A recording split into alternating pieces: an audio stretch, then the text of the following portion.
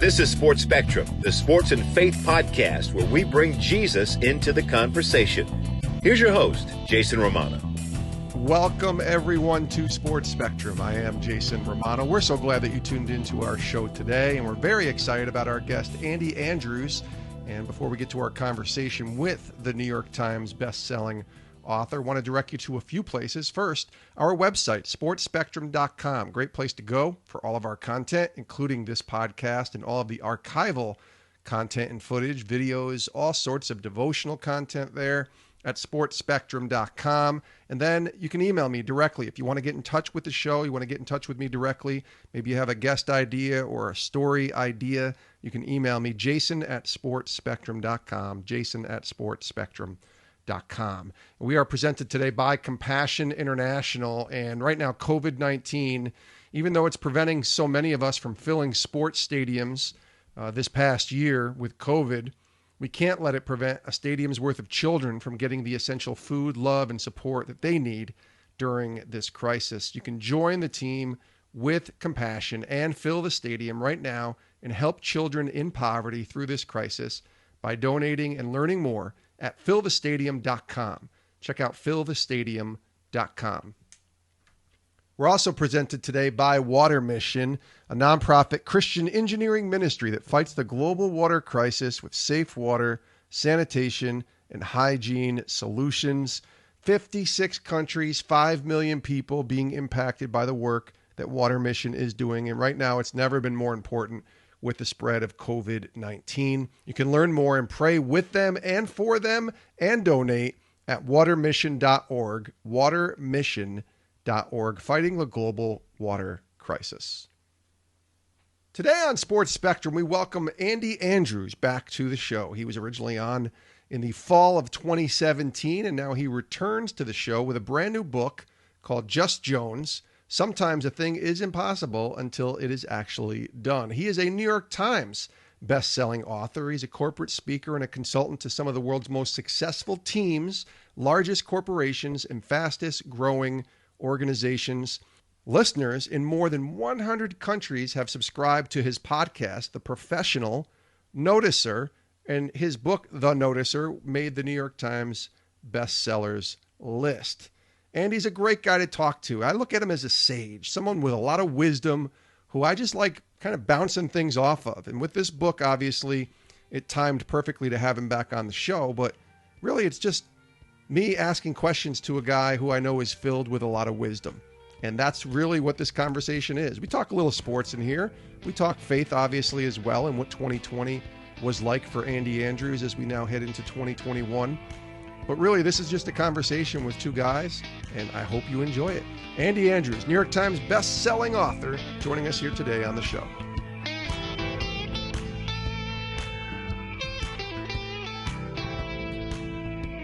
Andy Andrews, welcome back to the show, sir. Jason, thank you, buddy. It's an honor to be here.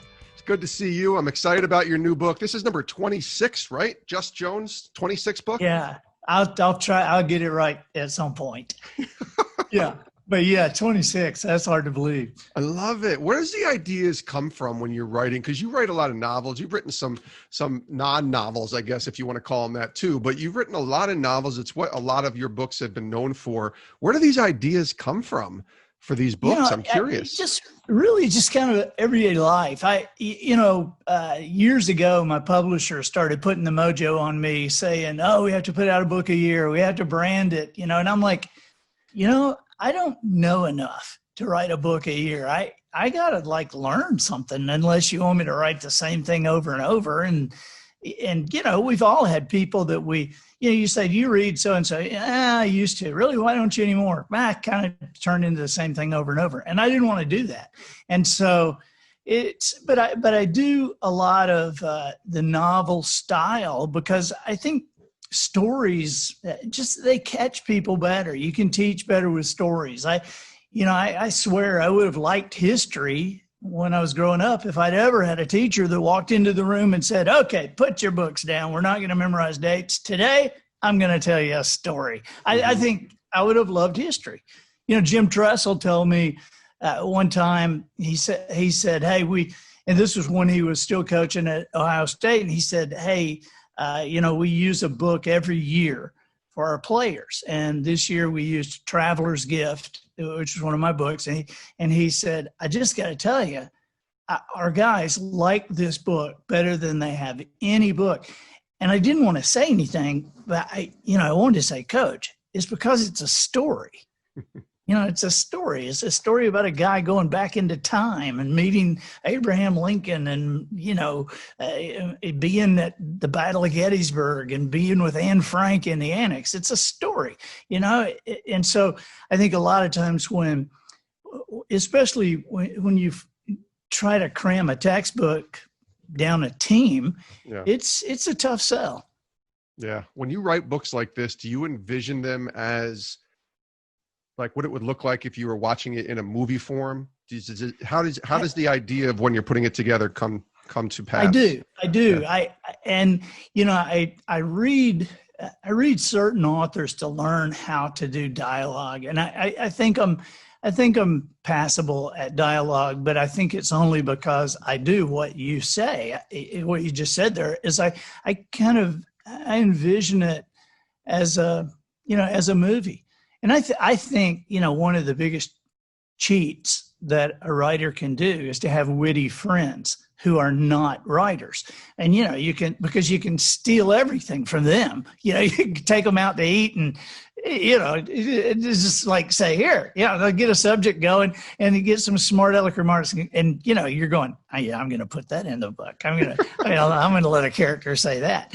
And so, because I think witty dialogue, I think funny and, smart aleck dialogue is important to just, people say, I hear people say a lot of times, I don't like to read, but I read your books. And I've heard that a lot. And I want to say to people, now, come on, you don't like to read. You're telling me you had never read something that made you laugh out loud. You had never read anything that you sent every person on your email list. You hadn't read anything that made you tear up. Come on, you just think you don't like to read because you read some boring stuff and you just kind of decide you want to read it. So find somebody that doesn't bore you to tears. It ain't got to be my books, but statistics say you need to read somebody's books. Absolutely. I couldn't agree more. Somebody who, when I was a kid, was forced to read books that I didn't want to read in school, but would get the Sports Illustrated or fight for the sports page in the newspaper or read books on sports because I was the sports junkie as a kid. That's what I did. And I think it's helped me now. I read books on all genres and all different aspects of whether it's fiction, nonfiction, business, sports, biographies, leadership. I read all sorts of things, but I try to find things that I'd be interested in reading. And I found that I'm interested today a lot more in my 40s than I ever was when I was younger. Exactly. This guy, Jones, that I wrote about in this book, he is the guy that called himself the noticer, right? He said, when they were passing out talents, I didn't get the cool ones. I can't run fast. I can't sing great, but I noticed little things that make a difference. And Jones was a real guy. When I was 19 and my parents died, I made a couple of several bad decisions and ended up literally sleeping under a pier on the Gulf Coast. And I met this old guy, and I didn't, I was more of a Sports Illustrated Field and Stream kind of guy. I didn't really read books, and I particularly hated biographies because I guess, I don't really know. I guess because they made us read them in school, I didn't see the point. What do I want to read about a dead person for? And so, but he gave me, one night, he gave me 3 biographies. I never will forget. It was Winston Churchill, George Washington Carver, and Will Rogers. And I knew they were biographies because all it had on the cover was the name, right? And it was like a hardback without the dust jacket. And I remember saying, biographies?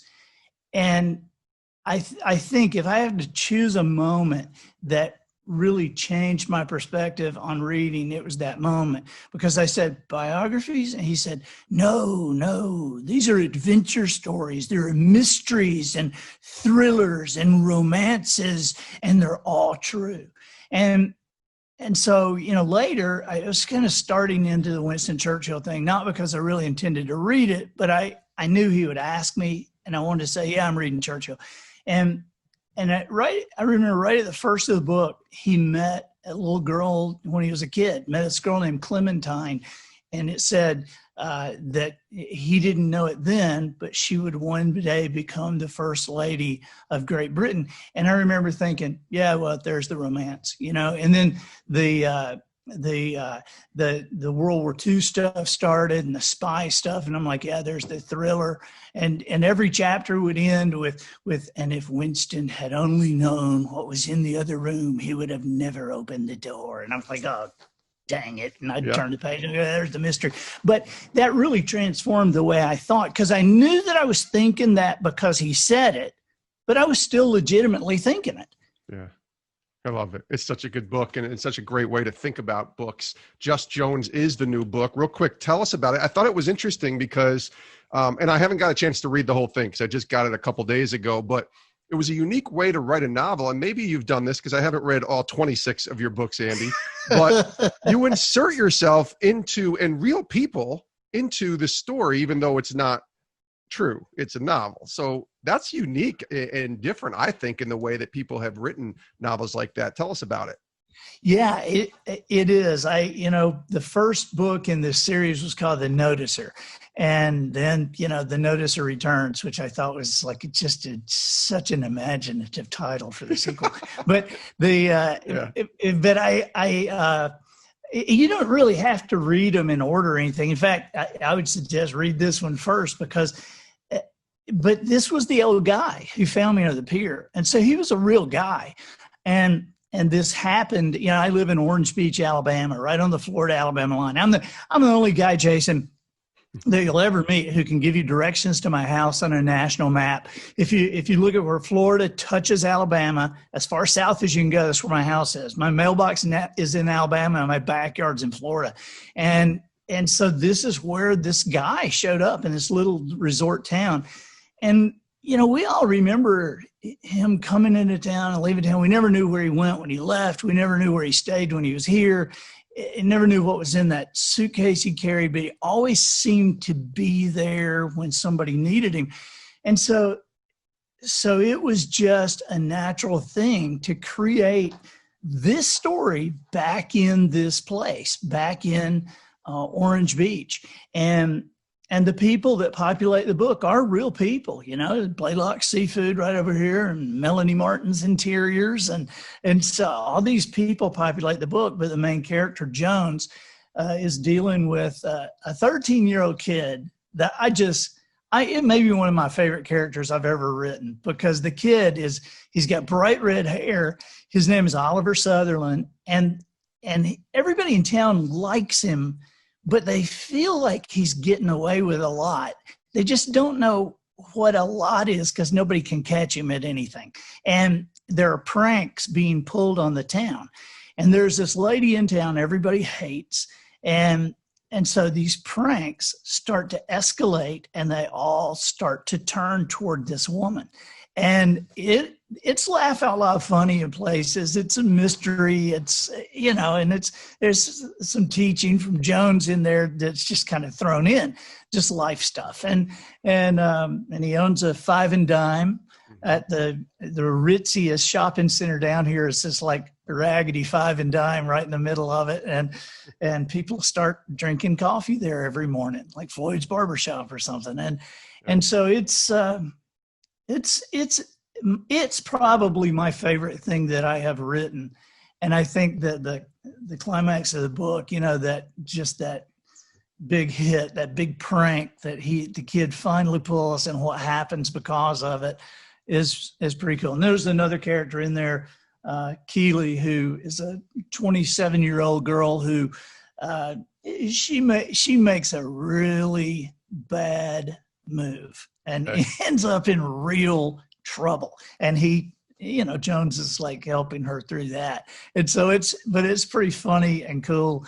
And, it's like if you had an uncle who didn't know how to be very tactful. That's Jones, Yeah, no, absolutely. Well, I love how you describe the book too, because we don't want to give it away. Obviously, we want people to read the book, and it's called, again, Just Jones. Sometimes a thing is impossible until it is actually done. AndyAndrews.com is the website. Andy Andrews is our guest here today on Sports Spectrum. I got to ask you about 2020 from your perspective, because you've been around a little bit longer than I have, and this is a year unlike any year that I've been around in 47 years of life that I've been on this earth.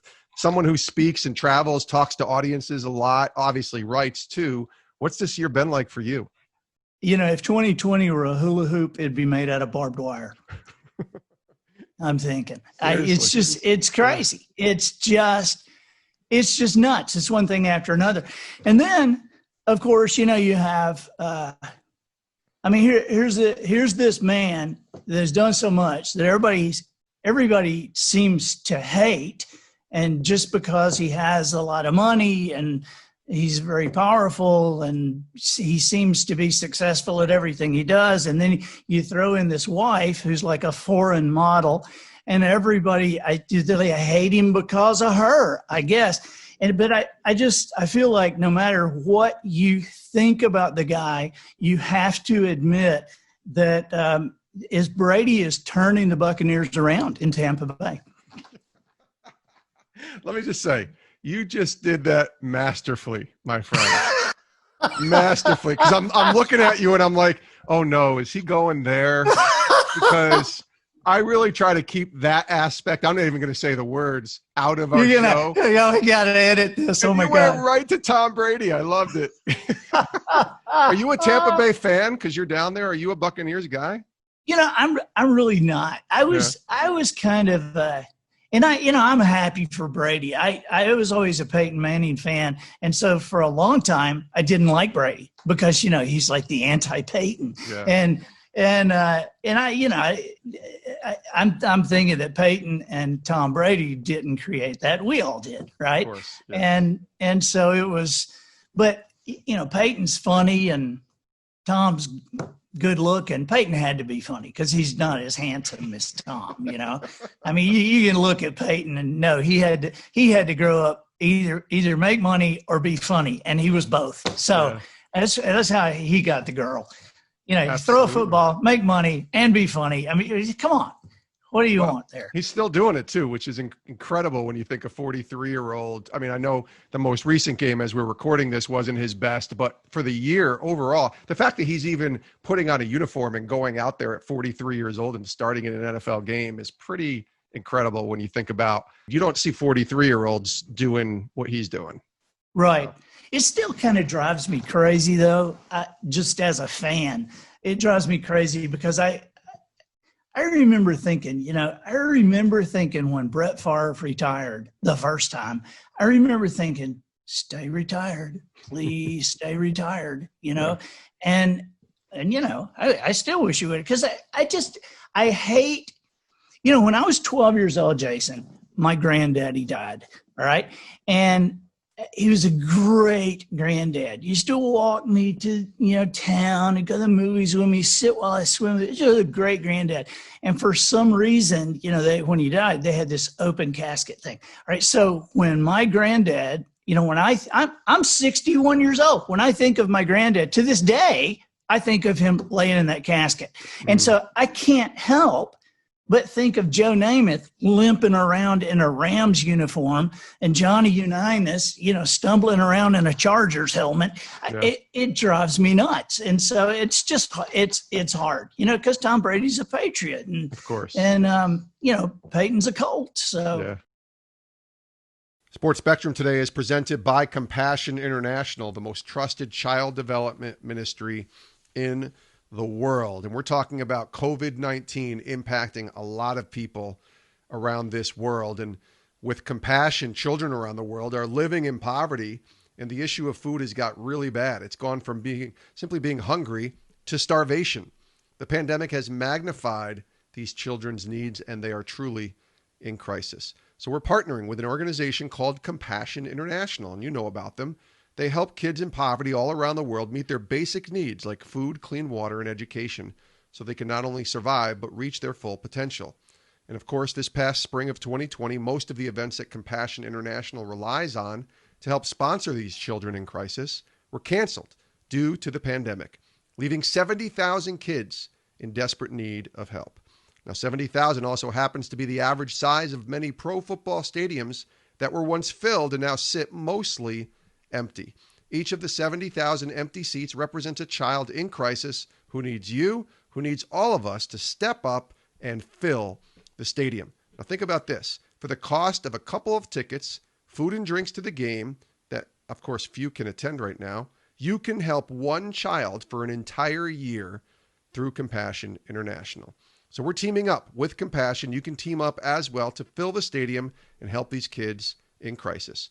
Join us by going to fillthestadium.com, clicking Give Now, and helping to release children from poverty. This is a stadium that cannot remain empty.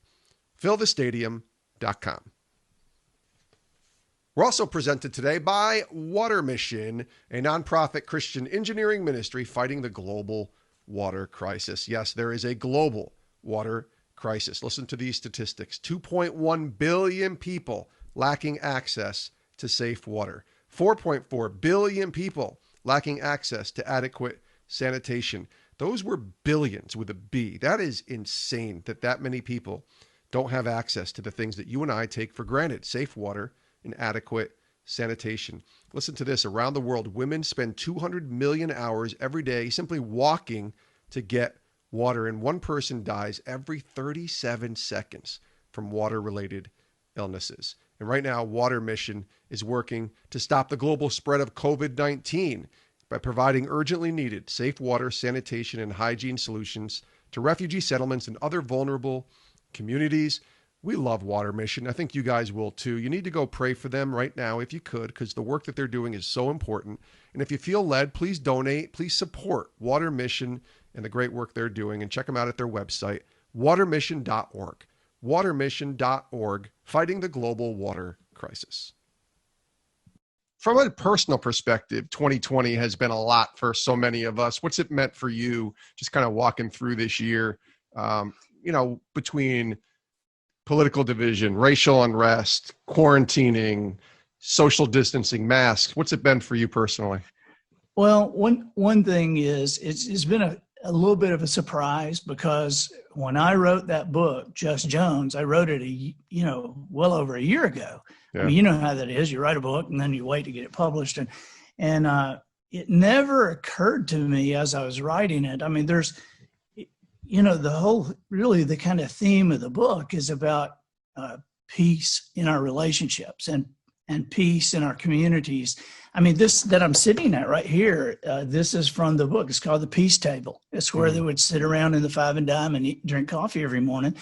And it never occurred to me that the book would come out and there would be such division. And so it is kind of nuts. I mean, when we're recording this right now is really the anniversary week of Lincoln's Gettysburg Address. And, we sometimes look at the times we're in and think, man, this is the worst it's ever been. And yet it's really not. It's bad. It's time to do something for sure. And I think that, I think forgiveness is key there, to understand that, forgiveness as a principle is it's not an emotion. We treat it like an emotion, which is why it drags us around like a dog on a leash sometimes. Mm-hmm. But forgiveness, I used to think it was like a knighthood, something that I would bestow upon some lucky person that came dragging their sorry butt into my presence, crying and begging me to forgive them. Then maybe I would, if I felt like it, if I thought they deserved it. But, right. All the research I've done over the years into that, and I cannot find one book or one expert to tell me that for one person to forgive another person, that person has to deserve it, that they have to ask for it, or that they have to even know that it is being given. Forgiveness turns out to be more for us than the person we're forgiving, right? Because, I mean, how many times have you, I know I've laid awake at night thinking about that guy and what he said and what I said and what I would have said if I'd had a second to think about it and what I will. I mean, women are sometimes surprised to find that guys, we're adults and we still think about punching somebody out by the monkey bars, but I've lain awake at night thinking about those people. And I'm sure, they're across town sleeping peacefully, unaware that I'm even been out of shape. And so whose life is it ruining? Whose life is it affecting? And so there has got to come a time when we put down our arms. And I really believe too, that from a business point of view, I work with a lot of companies as well as teams. And I think from a business point of view, anytime, how many times have we said, gosh, I would never be doing this if so-and-so hadn't happened, because I would have never shifted to so-and-so. And, living on the Gulf Coast, we've been through hurricanes, we've been through an oil spill, and every time that somebody said, this is the worst thing that could have ever happened, somebody makes it the best thing. Somebody figures out a way to deal with it.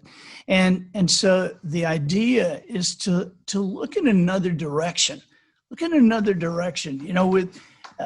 With the hurricane, we just had a hurricane this year, and people, this is the worst thing that could have happened for anybody. Well, not for the hardware stores, not for the roofers. These guys will make more money in the next 3 years than they would ever thought about making in their entire lives. Not for the landscape people, not for the dock builders, not for the home builders. It's not the worst thing that could happen. When the oil spill happened here, we have a lot of charter boat fishermen, a lot of guys that sport fish. And, they were devastated. My boys were younger then and went to school with a couple of kids. Their dad actually, he couldn't make the note on his boat and went on his boat and killed himself. And so you think, man, there's a permanent solution to a temporary problem. Because people said, there were people that just walked away from their businesses and just left, and walked away from their homes and just left because everybody said, well, this will be generations to be cleaned up. It's generations to be cleaned up. And there were a few of these charter boat guys that we said, hey, come on. Let's think about creating value for people. What do? We got to create value for people. You created value. Now you got to create it in another way. You're not lacking money. You're not lacking time. You're not lacking leadership. You're just lacking an idea, just one idea. And so there were a couple of them that said, well, there are all these people coming down here that want to see the oil, but the National Guard won't let them on the beach. And so, why don't we run environmental tours? And so literally there were guys that would pack people on their boats and, charge them $20, and they'd drive out of the marina and go, if you look to your right, you'll see oil. Over here on your left, there's some oil. If you look up ahead, I think you'll find oil. And they take them around and then come back. There'd be another 30 people to put on their boat. And they made, they said, we're making more money now than we made fishing. No fuel costs. We're not having to fight heavy seas to get out. And that actually, when the oil spill was cleaned up, it didn't take generations. It took, a year and a half, 2 years. But when that stopped and it was time to fish again, these guys were like, we don't want to go fishing. We don't want to go out in the Gulf. We don't want to fight the waves. We don't want to have a $700 fuel bill. And so that was where the dolphin tours started, because they said, we just want to stay inshore. We just want to ride around. And I have a buddy who would guarantee dolphins. He would guarantee you see dolphins or you get your money back. And, they're always around. And so he would send his 12-year-old out in a skiff with a walkie-talkie. And as he was leaving the dock, his 12-year-old go, Dad, I got dolphins here at Bear Point. And he'd go right to Bear Point. There's dolphins. He always got paid. Yeah, always. That's amazing. Sometimes a thing is impossible until it's actually done, right, Andy? That's exactly right, baby. I'm telling you, man, it's crazy, because people, you say, look, all you're lacking is an idea. And people say, well, all the ideas have been taken. If you ever get to thinking all the ideas have been taken, you got to remember, we put men on the moon before anybody thought to put wheels on luggage. Okay, yeah. So there are plenty of ideas. That is absolutely true. He is Andy Andrews, the New York Times bestselling author. New book's called Just Jones. Sometimes a thing is impossible until it's actually done. You can get it now everywhere books are found and at andyandrews.com. All right, my last question to you, sir, as we wind down here. What's the great lesson that God has revealed to you this year in 2020 as we head into 2021. We're at the end of the year, and it's this time where we're kind of turning the page, and a lot of people just want to wave goodbye to 2020 and move on. But what's a lesson that the Lord has shown you, taught you? Maybe it's scripture based in this year, 2020. What's he showed you? You know, it's an odd one, but this is a conclusion that I came to several months ago that it kind of never hit me like this. But the Bible verse, if my people who are called by my name shall humble themselves, seek my face, pray, and turn from their wicked ways, then I will hear from heaven and forgive their sins and heal their land. I've heard that all my life, but I've always thought in terms of, man, what are people doing? What is going on? This is getting worse and worse. Society's like going downhill. I mean, what are you guys thinking? I mean, what's going on? But if you read that verse, it doesn't say nothing about them. It's us. Mm-hmm. If my people who are called by my name, not the people who aren't, just the ones who are called by my name, if my people will humble themselves and turn from their wicked ways, then and seek my face and pray, then I will hear from heaven. And so it was something that's right there in front of me. And I realized, once again, it's a responsibility thing. It's not them, it's us. There's something we can do. It is, because we are his people. We are the ones. It's really well said. Andy, thank you, my friend. Always great to catch up with you. Always great to talk to you. Congrats on the new book, number 26 in the Andy Andrews book archives, and excited for people to read Just Jones. And thank you for joining us here. Really appreciate it. Great to see you. Thank you, buddy. Such an honor. Good stuff there from Andy Andrews, the New York Times best-selling author. Make sure you check out his website, andyandrews.com, andyandrews.com, and then check out his new book, Just Jones, which is available everywhere books are found. Make sure you order that copy and read it, and then listen to his podcast. The Professional Noticer is available everywhere podcasts are found. The Professional Noticer. Andy Andrews, we thank the New York Times best-selling author for joining us here today on Sports Spectrum. We also thank our partners and sponsors here with us today on the show, Water Mission. We love the work that they are doing fighting the global water crisis. Check them out at watermission.org. And then our friends at Compassion International, the most trusted child development ministry in the world. The pandemic has magnified the needs of children in poverty, so they need your help right now to help these children that are in crisis. Check out fillthestadium.com to donate and learn more. fillthestadium.com. We really do appreciate you guys tuning into our show today. Make sure whatever app that you're listening to this podcast on, you click that subscribe button so that you never miss an episode of our Sports Spectrum podcast. And then do us a quick favor, if you could, leave a review, especially on Apple Podcasts. You click that review button. It takes about 5 or 10 seconds and you're good to go. It just helps get the word out on Sports Spectrum. And really, word of mouth is huge here as well. You guys have done this already, but if you could do us a favor and tell someone about Sports Spectrum.